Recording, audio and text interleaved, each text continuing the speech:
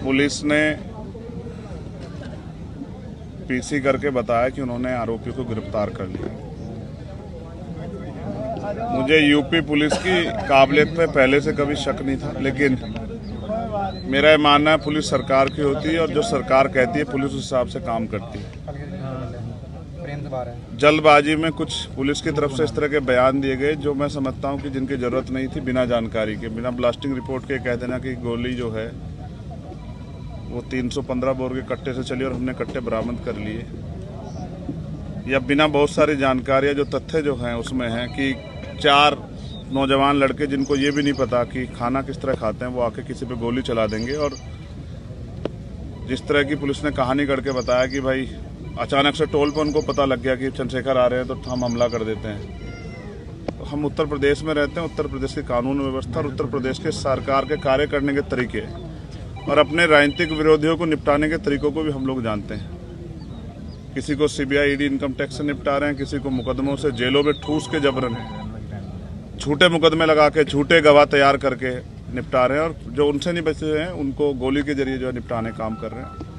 इसलिए मैं अभी जांच के कई तथ्य हैं और जांच लंबी चलने वाली, मुझे उम्मीद है कि पुलिस बिना किसी दबाव के निष्पक्ष जो है वो इन्वेस्टिगेशन करेगी और इसके पीछे कौन है, किसने किसके कहे पे, किसके इशारे पे किसने पैसा दिया, हथियार कहाँ से आए, ऑटोमेटिक पिस्टल्स कहाँ से वो बरामद हुई, कौन कौन इसके पीछे है, कौन मॉनिटर कर रहा था, कौन जो है रेकी कर रहा था, इन सब की जांच हो।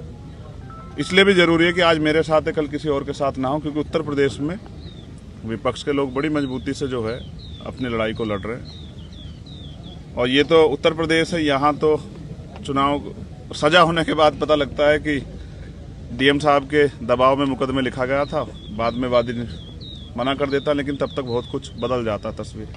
पुलिस के आज के खुलासे से आप संतुष्ट हैं या नहीं? मैंने कहा कि मैंने उनको पर्याप्त समय दिया कि वो अपनी कार्रवाई को, गिरफ्तारी की प्रक्रिया आगे बढ़ाए। तो गिरफ्तारी हुई है।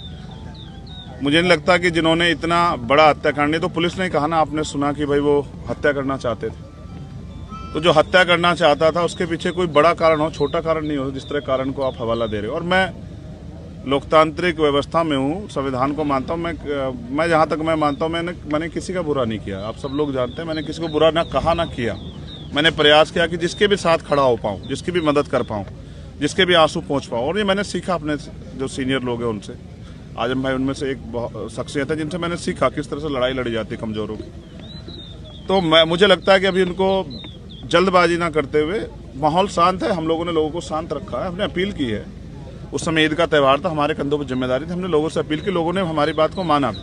तो वो जल्दबाजी ना करे, बिना ब्लास्टिंग रिपोर्ट के कह देना कि गोली कौन सी, हमें पता है गोली कौन सी है। तो जल्दबाजी ना करें, सारे जो जितने भी जो तथ्य है, जितने भी जो दिशाएं, उन पर सब पे काम करें।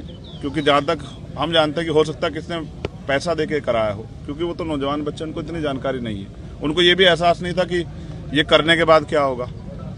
तो इसलिए इससे बहुत बड़ा नुकसान हो सकता था प्रदेश स्तर पे भी और देश स्तर पे भी। इसलिए मैं प्रयास करूंगा कि सरकार के दबाव में जल्दबाजी ना करें और जिम्मेदारी से जांच को आगे बढ़ाएं और सभी तथ्यों पर जांच करें। और मुझे अभी भी पुलिस के कुछ अच्छे अधिकारी हैं, उनकी कार्यशैली भरोसा है कि वो सरकार के दबाव में काम नहीं करेंगे। और उम्मीद है कि फेयर जांच होगी और ये पता लगेगा इसके पीछे कौन है। कल की जो आप लोगों की घोषित पंचायत है उसके बारे में अभी मैंने लीडर्स को बुलाया है, सब लोगों को, और मैं चाहता हूं कि पुलिस को पर्याप्त समय मिले जिससे कि आसानी से वो अपने कार्य को आगे बढ़ा पाए। ये ना हो कि हम इसमें फंसे रहे, इसलिए हमने कार्रवाई को में ढिलाई बरत दी। तो आज शाम तक उसकी स्थिति 6 बजे, 6-6:30 बजे क्लियर हो जाएगी। और मेरा प्रयास रहेगा कि मैं उनको समझाने में कामयाब हो जाऊं कि क्योंकि कावड़ का समय आ रहा है और मोह अच्छा नहीं है, नुकसान हो सकता है। मैं कोशिश करूंगा कि किसी भी तरह का जुटान ना। देखिए, जब आप पे हमला हुआ तो आपने ये कहा था कि हमारे सहयोगियों ने, साथियों ने उन लोगों को पहचान लिया था।